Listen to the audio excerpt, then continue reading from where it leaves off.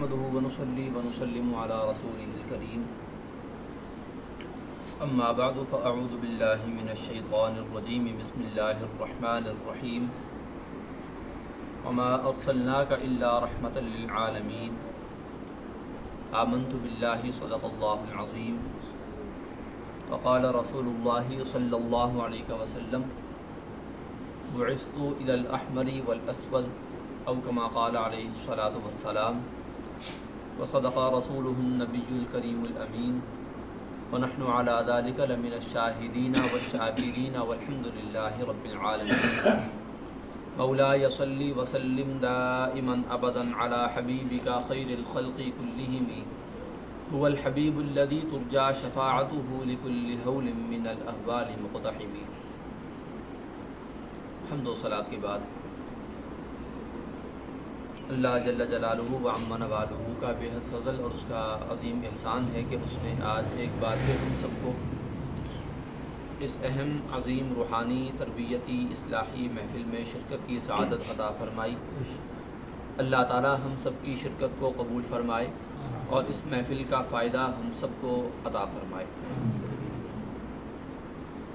اردو زبان کا ایک بڑا معروف شاعر گزرا ہے، شاعر بھی گزرا ہے اور وہ بہت بڑا ادیب انشا پرداز بھی گزرا ہے، مضمون نگار گزرا ہے. اس نے نبی کریم رؤوف الرحیم صلی اللہ علیہ وسلم کی بارگاہ میں نذران عقیدت پیش کیا ہے. اس ایک پوری نظم ہے. اس کا پہلا جو شعر ہے وہ یہ ہے کہ وہ نبیوں میں رحمت لقب پانے والا، مرادیں غریبوں کی بر لانے والا. کہ وہ نبی صلی اللہ علیہ وسلم اللہ نے ہمیں عطا فرمائے ہیں کہ جو تمام انبیاء علیہم الصلاۃ والسلام میں رحمت کے نام سے مشہور ہوئے، رحمت کے لقب سے مشہور ہوئے. جتنے بھی انبیاء علیہم الصلاۃ والسلام آپ علیہ الصلاۃ والسلام سے پہلے گزرے ہیں، آدم علیہ الصلاۃ والسلام سے لے کر عیسیٰ علیہ الصلاۃ والسلام تک، ان سب کو اللہ تعالیٰ نے مختلف القاب عطا فرمائے، مختلف ان کو مقامات عطا فرمائے ہیں. اور کیا ہی شاندار، کیا ہی عظیم، کیا ہی بلند و بالا القاب ان کو اللہ نے عطا فرمائے ہیں. کوئی نجی اللہ ہیں، کوئی صفی اللہ ہیں، کوئی خلیل اللہ ہیں، کوئی ذبیح اللہ ہیں، کوئی کلیم اللہ ہیں، کوئی روح اللہ ہیں. بہت القاب اللہ نے بڑے انبیاء علیہ الصلاۃ والسلام کو عطا فرمائے. ہمارے نبی صلی اللہ علیہ وسلم کو بھی اللہ تعالیٰ نے القاب عطا فرمائے، اور ہمیں ہمارے نبی کو اور دیگر انبیاء علیہ الصلاۃ والسلام کو جو اللہ نے القاب عطا فرمائے ہیں، ان میں ایک بنیادی فرق یہ بھی ہے کہ ان ہستیوں کو جو القاب عطا ہوئے ہیں وہ ان کی ذاتی ان خوبیوں کی بنا پر ہیں کہ جو خوبیاں ان کی اپنی ذات میں، ان کی اپنی ذات تک ہیں. یعنی موسیٰ علیہ الصلاۃ والسلام کریم اللہ ہیں، یعنی اس کا مطلب ہے اللہ سے کلام کرنے والے. تو یہ جو صفت اور یہ خوبی ہے یہ ان کی امت کو حاصل نہیں تھی.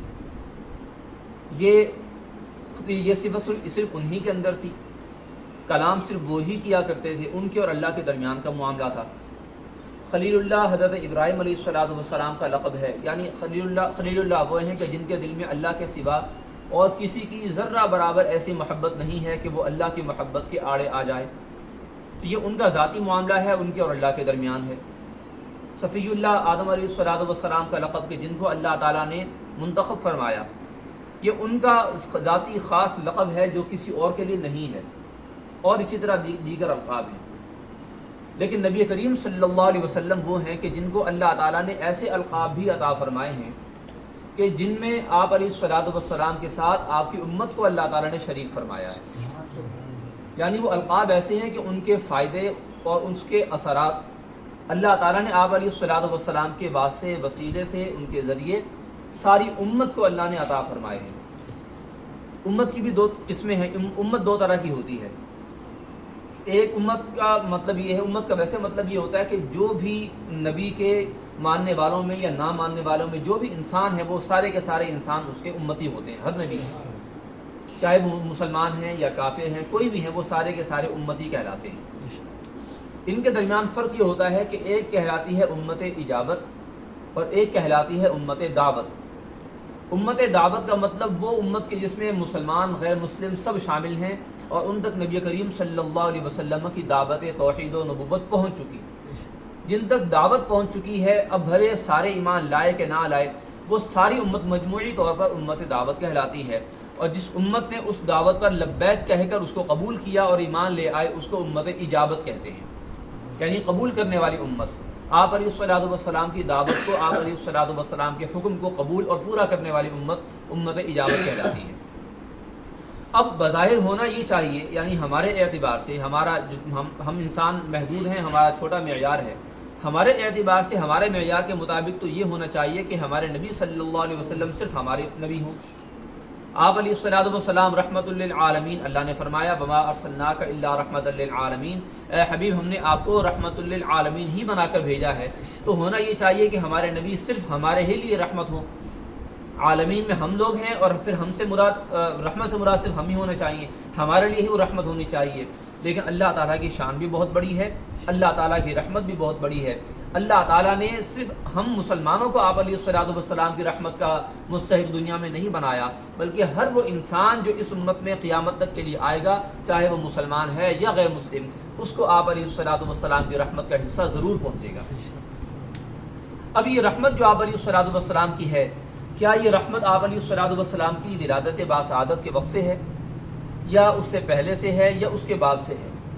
حقیقت یہ ہے کہ آپ علیہ الصلوۃ والسلام کا رحمت ہونا آپ علیہ الصلوۃ والسلام کی دنیا میں تشریف لانے سے بھی بہت پہلے کا ہے، حتیٰ کہ پوری کائنات جو وجود میں آئی ہے یہ بھی آپ علیہ الصلوۃ والسلام کے رحمت کا صدقہ ہے۔ آپ علیہ الصلوۃ والسلام کی وجہ سے، آپ علیہ الصلوۃ والسلام کی معرفت کروانے کی وجہ سے، آپ علیہ الصلوۃ والسلام کی پہچان کروانے کی وجہ سے اللہ تعالیٰ نے اس پوری کائنات کو وجود عطا فرمایا، پیدا فرمایا۔ ہم پیدا ہوئے، ہمارے آباء و اجداد پیدا ہوئے، ہماری فائدے کی چیزیں پیدا ہوئیں، ہمارے گھر بنائے گئے، مسجدیں بنائی گئیں، اور دیگر جتنی چیزیں بنائی گئیں، کلام اللہ تعالیٰ کا کلام زندہ و جاوید معجزہ، یہ ہمیں اللہ نے عطا فرمایا، اور نہ جانے کتنی نعمتیں اللہ نے عطا فرمائی۔ یہ ساری کی ساری نعمتیں ہمارے لیے باعث رحمت ہیں، اور ان رحمتوں کی جو وجہ ہے وہ حضور رحمت للعالمین صلی اللہ علیہ وسلم ہے۔ آدم علیہ الصلوۃ والسلام جیسی ہستی، صفی اللہ کے صفی کہلاتے ہیں، سب سے پہلے نبی ہیں، اللہ تعالیٰ کے اتنے بزرگ اور مقرب بندے ہیں۔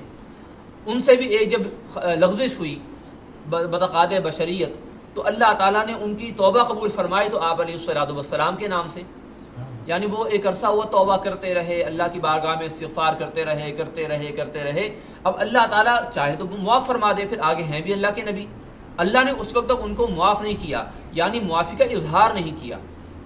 اللہ نے یہ نہیں کہ معاف کیا ہی نہیں سرے سے، شروع سے، ایسا نہیں ہے، اللہ نے معاف تو کر دیا، ایسا ممکن ہی نہیں اللہ کی شان سے، بعید ہے، ممکن ہی نہیں اللہ تعالیٰ کی شان سے کہ وہ اپنے پیاروں کو معاف نہ فرمائے۔ معاف فوری فرما دیتا ہے، لیکن معافی کا اظہار اللہ تعالیٰ اپنی حکمت اور مصلحت کے مطابق کبھی دیر سے فرما دیتا ہے، کبھی جلدی فرما دیتا ہے۔ تو 300 سال تک روایات میں آتا ہے 200 سال یا 300 سال تک آپ روتے رہے، اور اتنا روتے رہے کہ درمیان میں آپ کے آنسو رکتے نہیں تھے، مسلسل 200-300 سال آپ روتے رہے، 1000 سال آپ کی دنیاوی عمر ہے، تو اتنا آپ روتے رہے، اتنا عرصہ آپ استغفار کرتے رہے، اللہ تعالیٰ کی طرف سے معافی کا اعلان نہیں ہوا۔ یکایک آپ کو خیال آیا کہ میں جب جنت میں تھا تو وہاں میں نے عرش کے پایوں پر لکھا ہوا دیکھا تھا کہ وہاں پر اللہ تعالیٰ نے اپنے نام کے ساتھ ایک ہستی کا نام لکھ رکھا ہے، اور اس ہستی کا نام ہے محمد صلی اللہ علیہ وسلم۔ وہ پورا جملہ لکھا ہوا تھا، کلمہ طیبہ لا الہ الا اللہ محمد الرسول اللہ صلی اللہ علیہ وسلم۔ یکایک خیال آیا کہ ہو نہ ہو یہ وہ ہستی ہے کہ جو اللہ تعالیٰ کی بارگاہ میں سب سے زیادہ مقبول اور مستجاب ہے، تو انہوں نے آدم علیہ الصلوۃ والسلام نے حضرت محمد مصطفیٰ صلی اللہ علیہ وسلم کے نام سے، ان کے وسیلے سے اللہ کی بارگاہ میں دعا کی، اللہ تعالیٰ نے فوراً دعا قبول فرمائی، اور ان کی معافی کا اللہ نے اعلان کر دیا، اظہار کر دیا۔ کے ساتھ اللہ تعالیٰ نے یہ بھی پوچھا کہ آدم تمہیں یہ نام کہاں سے پتہ چلا، ابھی تو ہم نے اس کا دنیا میں اظہار نہیں کیا۔ تو عرض کیا کہ مولا میں جب جنت میں تھا تو نے مجھے وہاں رکھا ہوا تھا، تو میں وہاں پر دیکھا کرتا تھا کہ میں نے دیکھا کہ جنت کے پتے پتے پر، ہر دروازے پر، وہاں کی ہر جگہ پر، حتیٰ کہ عرش کے پایوں پر بھی میں نے یہ نام تیرے نام کے ساتھ لکھا ہوا دیکھا، تو میں سمجھ گیا کہ یہی وہ ہستی ہیں کہ جن کو تیری بارگاہ میں سب سے زیادہ مرتبہ حاصل ہے، تو میری معافی کا اظہار اعلان تیری بارگاہ سے انہی کے نام کے وسیلے سے ہو سکتا ہے، اس لیے میں نے ان کا نام لے لیا۔ آدم علیہ الصلوۃ والسلام کے لیے بھی ہمارے نبی رحمت ہیں۔ نوح علیہ الصلوۃ والسلام انہوں نے اپنی قوم کے خلاف عذاب کی دعا فرما دی، تنگ آ گئے، عاجز آ گئے، پریشان ہو گئے، ان کی قوم ایمان نہیں لاتی تھی۔ 1000 سال تبلیغ کی، تو مختلف روایات کے مطابق 84 83 یا 82 80 85 کے درمیان افراد ایمان لے کر آئے۔ 1000 سال کی تبلیغ کا یہ نتیجہ ان کو ملا. ان کے قوم نے ان کو یہ صلہ دیا کہ 80 سے 85 افراد ان کی قوم کے ایمان لے کر آئے, مومن ہوئے. تو بندہ ظاہر کہ پریشان ہو ہی جاتا ہے, عاجز آ جاتا ہے, تنگ آ جاتا ہے لوگوں کی طبیعت سے. تو انہوں نے پھر بالآخر اللہ تعالیٰ سے کہا کہ یا اللہ یہ ماننے والے نہیں ہیں اور یہ بالکل بے فائدہ لوگ ہیں اور ان سے مجھے مایوسی ہو چکی ہے, اب تو اگر اپنا عذاب بھیجتا ہے تو بھیج دے, مجھے ان سے کوئی امید نہیں ہے. اللہ تعالیٰ نے ان کے اوپر طوفان بھیج دیا. اللہ تعالیٰ نے نوح علیہ الصلوۃ والسلام اور ان کی فیملی کے مخصوص افراد کو بچا لیا اور مخصوص امتیوں کو بچا لیا. اللہ تعالیٰ نے مخصوص پرندوں کو, درندوں کو بچا لیا. یہ آپ علیہ الصلوۃ والسلام کی وجہ سے بچایا, اس لیے کہ اللہ تعالیٰ نے نوح علیہ الصلوۃ والسلام کے ذریعے نسل انسانی کو آگے بڑھانا تھا اور زمین کو آباد کرنا تھا. کیوں آباد کرنا تھا؟ چاہتا اللہ تعالیٰ تو اس وقت ساری زمین ملیہ میٹ ہو چکی ہوتی, ساری مخلوق مر چکی ہوتی, تباہ ہو چکی ہوتی. کیوں اللہ نے بچایا؟ اس لیے کہ نوح علیہ الصلوۃ والسلام میں نبی کریم صلی اللہ علیہ وسلم کا نور تھا, اور وہ نور اللہ تعالیٰ نے نوح علیہ الصلوۃ والسلام کے ذریعے منتقل کروا کر دنیا میں ان کو بھیجنا تھا. اللہ تعالیٰ نے اس طوفان کی وجہ سے نوح علیہ الصلوۃ والسلام, طوفان سے نوح علیہ السلام کو محفوظ رکھا, ان کے مخصوص امتی یعنی جو امت اجابت ہے ان کو محفوظ رکھا. درندوں پرندوں چرند کو اللہ تعالیٰ نے محفوظ فرما لیا, ان کے مخصوص افراد کو اللہ نے محفوظ فرما لیا اس نور کی برکت سے, یعنی سرکار علیہ الصلوۃ والسلام کا نور ان کے لیے رحمت کا باعث بنا.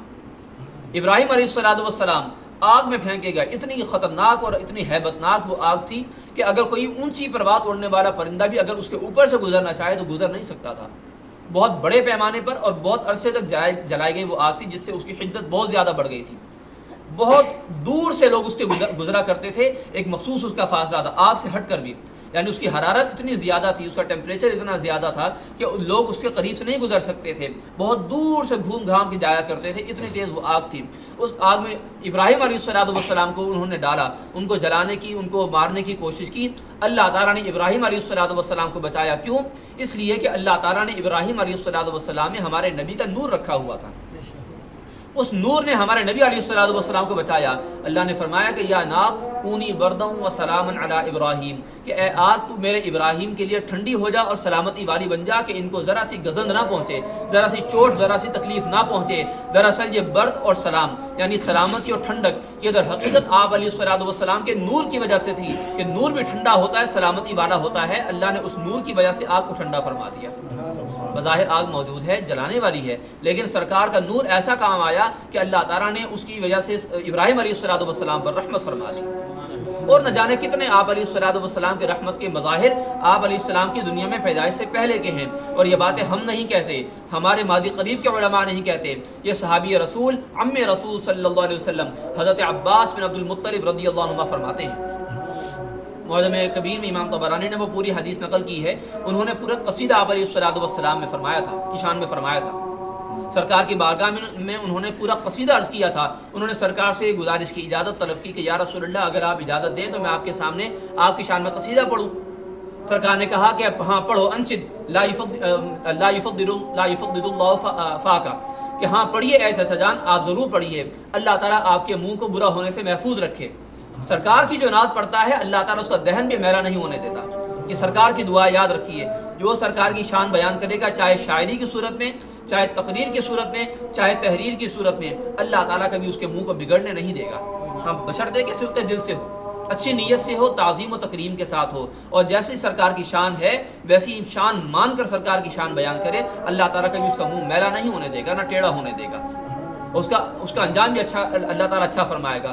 حضرت عباس رضی اللہ عنہ جو آپ علیہ الصلوۃ والسلام کے چچا ہیں, انہوں نے پوری نظم کہی, پوری آپ علیہ الصلوۃ والسلام کی شان میں شاعری کہی, پورا قصیدہ پڑھا, اس میں یہ ساری باتیں انہوں نے بیان کی. انہوں نے سرکار کی شان بیان کی, سرکار خوش ہوتے رہے. سرکار نے یہ نہیں کہا کہ یہ کیا کر رہے ہو, اللہ نے ابراہیم کی مدد کی, اللہ نے نوح کی مدد کی, اللہ نے آدم کی توبہ قبول کی, میرا نام کہاں سے لا رہے ہو کہ معاذ اللہ یہ غیر اللہ کو ملا رہے ہو, شرک ہو گیا. سرکار نے کہیں نہیں فرمایا, سرکار الٹا خوش ہوتے رہے, دعائیں دیتے رہے. اس کا مطلب یہ ہے کہ سرکار علیہ الصلوۃ والسلام کی شان جب تک ان کو اللہ نہ کہا جائے تب تک ان کی ہر شان دنیا میں بیان کی جا سکتی ہے. سرکار پیدا ہوئے, سرکار کی وجہ سے اللہ تعالیٰ نے جنات کو, شیاطین کو آسمانوں پہ جانے سے روک دیا. یہ سرکار کی ولادت کے وقت کی رحمت کے معاملات ہیں کہ جنات کو, شیطانوں کو اللہ نے آسمانوں پہ جانے سے روک دیا کہ وہاں سے جا کر وہ فرشتوں سے خبریں لے کر دنیا میں زمین پر کاہنوں کو آ کے بتایا کرتے, نجومیوں کو آ کے بتایا کرتے, اور وہ لوگوں میں بتاتے کہ جی تمہارا یہ معاملہ ٹھیک ہے رہے گا یا نہیں رہے گا. وہ جنوں سے سن کر بتایا کرتے تھے. ہمارے نبی وہ ہیں کہ آپ علیہ السلام کو اللہ تعالیٰ نے فرشتوں کے ذریعے بھی خبر دی اور براہ راست بھی خبر عطا فرمائی. سرکار کو یہ جنوں کی، سرکشوں کی، یہ منفی قوتوں کی کوئی حاجت نہیں تھی. اللہ نے ہمیشہ مثبت قوتیں آپ کو عطا فرمائی، مثبت شخصیت آپ کو بنایا، اور کبھی اللہ نے آپ کو براہ راست وحی فرمائی، کبھی اللہ نے بالواسطہ آپ کو وحی فرمائی. تو اللہ تعالیٰ نے مسلمانوں کو محفوظ فرمایا، مسلمانوں کے عقیدوں کو محفوظ فرمایا. یہ کاہنوں کے پاس جانا، نجومیوں کے پاس جانا، یہ اس کی وجہ سے انسان ڈر یہی ہے کہ شرک میں چلا جائے گا. اس لیے آپ علیہ السلام نے سختی سے ان کے پاس جانے سے منع کر دیا. تو یہ رحمت ہو گئی کہ اللہ نے آپ علیہ السلام کے ذریعے ہمیں شرک کے ڈر سے محفوظ فرما لیا، ہمیں شرک سے دور کر لیا. اللہ تعالیٰ نے آپ علیہ السلام کی وجہ سے ہمیں شفاعت عطا فرمائی. سرکار کی وجہ سے اللہ تعالیٰ نے ہمیں جہنم سے محفوظ کر لیا. کہ وہ باتیں جو شیطان نے آپ علیہ السلام کی ولادت کے وقت کہی تھی، یعنی سرکار جب پیدا ہوئے جنات کو وہاں جانا منع ہو گیا آسمانوں پر، تو جنات نے بڑے تعجب کا اظہار کیا. پتہ چلا کہ یہ معاملہ ہوا ہے. تو شیطان باقاعدہ اپنے سر پہ مٹی ڈالنے لگ گیا. ہائے ہائے، آ گئی وہ ہستی جس کا مجھے انتظار تھا. یہی وہ ہستی ہے کہ جو لوگوں کو مجھ سے بچا کے، جہنم سے بچا کے جنت میں لے جائے گی. آ گئی وہ ہستی جو لوگوں کے گناہ اپنی شفاعت سے معاف کروا دے گی. یہ باتیں شیطان نے کہی ہوئی تھی. وہ شیطان بڑے بڑوں سے بڑا عالم ہے، وہ ساری باتیں جانتا تھا. وہ تو آدم علیہ السلام سے پہلے کا ہے، اس کو ساری باتیں معلوم ہے کہ اللہ تعالیٰ کے کیا کیا فیصلے ہو چکے ہیں، وہ سب جانتا. یہ سرکار کی ولادت باسعادت کے وقت کی رحمت کا معاملہ ہے. اور پھر سرکار کی ولادت کے بعد کا معاملہ زندگی کے اندر تو یہ ہے. مختلف باتیں، مختصر چند ایک پوائنٹس ہیں کہ آپ علیہ السلام کے ہوتے ہوئے آپ علیہ السلام کی امت جو موجود ہے، یعنی سرکار کی ظاہری حیات طیبہ میں صحابہ کرام، اللہ نے کبھی بھی ان کو مکمل طور پر مغلوب نہیں ہونے دیا. غزوہ بدر کی مثال ہمارے سامنے ہے. مکہ مکرمہ کی زندگی، ہجرت سے پہلے کی زندگی ہمارے سامنے ہے. ایک حضرت عمر ایمان لے کر آئے، اللہ تعالیٰ نے مسلمانوں کو ایسا غلبہ عطا فرمایا کہ ان کے ایمان لانے سے پہلے مسلمان ڈرتے تھے، چھپتے تھے، اپنی عبادت لوگوں کے سامنے نہیں کرتے تھے. ایک عمر ایمان لے کر آئے، اللہ تعالیٰ نے مسلمانوں کے دل میں ہمت پیدا کی. عمر نے لوگوں کو حوصلہ دلایا، ان کو تسلی دی، اور ان کو لے کر مکہ کی مسجد میں پہنچ گئے، بیت اللہ میں پہنچ گئے، اور دنیا والوں کے سامنے عبادت کروائی مسلمانوں کو. اور کسی کافر کی جرت نہیں ہوتی تھی کہ وہ آ گیا اور مسلمانوں کو روکے. یہ سرکار کی رحمت ہے، یعنی عمر سرکار کی رحمت کا ایک مظہر ہے. آپ علیہ السلام کی رحمت عمر فاروق رضی اللہ عنہ کی شخصیت میں اللہ نے ظاہر فرمائی ہے. اور کبھی بھی مسلمان مکمل طور پر مغلوب نہیں ہوئے. غزوہ بدر کی مثال ہمارے سامنے. غزوہ احد دو مرحلوں پر مشتمل. اللہ نے پہلے مسلمانوں کو غالب کیا، اس کے بعد مسلمان ظاہری طور پر، وقتی طور پر مغلوب ہوئے. اس کے بعد اللہ تعالیٰ نے مسلمانوں کو پھر غلبہ عطا فرمایا. اور جس ہستی نے غزوہ احد میں مسلمانوں کو مغلوب کیا، اللہ کی شان دیکھی، وہی ہستی بعد میں مسلمان ہوئی اور پھر مسلمانوں کے لیے بڑی بڑی فتوحات کی. حضرت خالد بن ولید رضی اللہ تعالیٰ. اللہ تعالیٰ کی شان نہیں تو کیا ہے، سرکار کی رحمت ہے کہ اللہ نے کیسے کیسے کو کیا بنا دیا. خود نفے جو راہ پر اوروں کے ہادی بن گئے. کیا نظر تھی جس نے مردوں کو مسیحا کر دیا، کہ خود بظاہر جو اخلاقی پستی میں تھے، مر چکے تھے، اللہ تعالیٰ نے زندہ کیا. تو ایسا کیا کہ پہلے مسلمانوں کے دشمن تھے، سرکار کے دشمن تھے، اب وہ ہو گئے کہ سرکار کو زندہ رکھنا چاہتے ہیں، مسلمانوں کی حفاظت کرنا چاہتے ہیں. کہتے ہیں کہ ہم مر جائیں تو مر جائیں، سرکار کی ذات پر کوئی آنچ نہیں آنی چاہیے. اور اگر سرکار کی ان کے وصال کی خبر ملتی ہے تو کہتے ہیں کہ اب ہمارا زندہ رہنے کا کیا فائدہ، ہماری زندگی کا کیا فائدہ. باقاعدہ بعض صحابہ کرام نے خودکشی کر لی تھی اپنے لیے. اللہ تعالیٰ نے ان کو معاف فرمایا ہوا، ان کے لیے کوئی اللہ کی بارگاہ میں گرفت نہیں ہے. اللہ نے ان کو معاف کر دیا کیونکہ سرکار کی وارثگی میں انہوں نے یہ عمل کیا تھا، اللہ نے معاف کر دیا. سرکار کے وصال ہوئے، ایک صحابی کو ان کے بیٹے نے آ کے خبر دی، وہ بھی صحابی تھے، بیٹے بھی صحابی تھے. کہا بجان سرکار دو عالم صلی اللہ علیہ وسلم کا انتقال ہو گیا. غم ایسا طاری ہوا، اللہ کی بارگاہ میں عرض کی کہ یا اللہ میری بینائی مجھ سے لے لے، اب میں ان آنکھوں سے اپنے حبیب کو نہیں دیکھ سکتا، میرا اور محبوب کون ہے جس کو میں دیکھوں گا. یا اللہ مجھ سے میری بینائی لے لے. یا دعا کے الفاظ پورے نہیں ہوئے تھے، اللہ تعالیٰ نے بینائی واپس لے لی.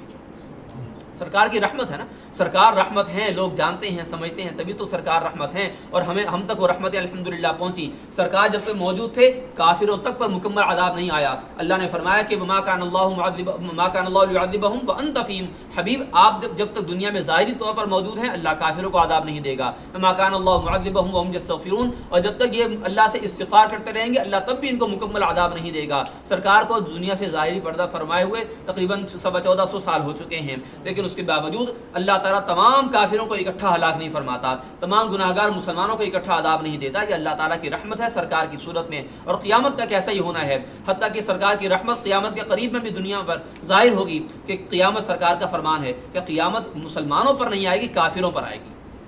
جب قیامت آنی ہوگی دنیا میں کوئی بھی ایک بھی بندہ مسلمان نہیں ہوگا، کیونکہ قیامت کی سختیاں بہت شدید ہیں، قیامت کی ہولناکیاں بہت زیادہ ہیں. اللہ تعالیٰ مسلمانوں کو، سرکار کے امتیوں کو ان ہولناکیوں سے، تکلیفوں سے محفوظ فرمائے گا، مصیبتوں سے محفوظ فرمائے گا۔ پہلی اللہ تعالیٰ ان کو موت دے دے گا، مردے جسم پر کوئی بظاہر اثرات نہیں ہوتے، اللہ تعالیٰ ان کو پہلے موت دے دے گا، اور یہ ساری تنگیاں، ساری تکلیفیں، آسمان کا پھٹنا، سورج کا قریب آنا، چاند کا پھٹ جانا، زمین کا پھٹ جانا، پانیوں کا خشک ہو جانا وغیرہ وغیرہ، جو بھی مصیبتیں آنی ہیں، اور پہاڑوں کا روئی کے گالوں کی طرح ہوا میں اڑنا، یہ ساری کی ساری مشکلات یہ کافر دیکھیں گے، اور کافر یہ دیکھ دیکھ کے ہولناکیوں سے مر جائیں گے، ان کے دل پھٹ جائیں گے۔ اللہ تعالیٰ نے مسلمانوں پر سرکار کی رحمت کا یوں بھی اظہار فرمایا ہے، ما ارسلناک الا رحمۃ للعالمین۔ اللہ تعالیٰ سے ہم یہی دعا کرتے ہیں کہ اللہ تعالیٰ سرکار علیہ الصلوۃ والسلام کی رحمت للعالمین ہونے کے صدقے ہم پر بھی خاص رحمت فرمائے، سرکار علیہ الصلوۃ والسلام کی رحمت کے صدقے ہم سب کی حفاظت اور عافیت فرمائے، اور اللہ تعالیٰ اسی طرح تا دم مرگ ہم سب کو سرکار علیہ الصلوۃ والسلام کی رحمت کے چرچے کرتے رہنے کی توفیق عطا فرمائے۔ جب بھی موت آئے سرکار کی رحمت کے صدقے ایمان پر موت آئے، اور اللہ تعالیٰ ہم سب کو تا دیر بہت لمبے عرصے تک سرکار کی شان بیان کرنے کی توفیق عطا فرمائے، تاکہ آخرت کے لیے ہمارا ذخیرہ اکٹھا ہو سکے، قبر میں ہمارے لیے مونس و غمخوار یہ ذکر بن جائے۔ اللہ تعالیٰ ہم سب کو برکت عطا فرمائے، اور ہم سب کی یہ باتیں ساری قبول فرمائے، عمل کی بھی توفیق عطا فرمائے۔ وما علی الا البلاغ المبین۔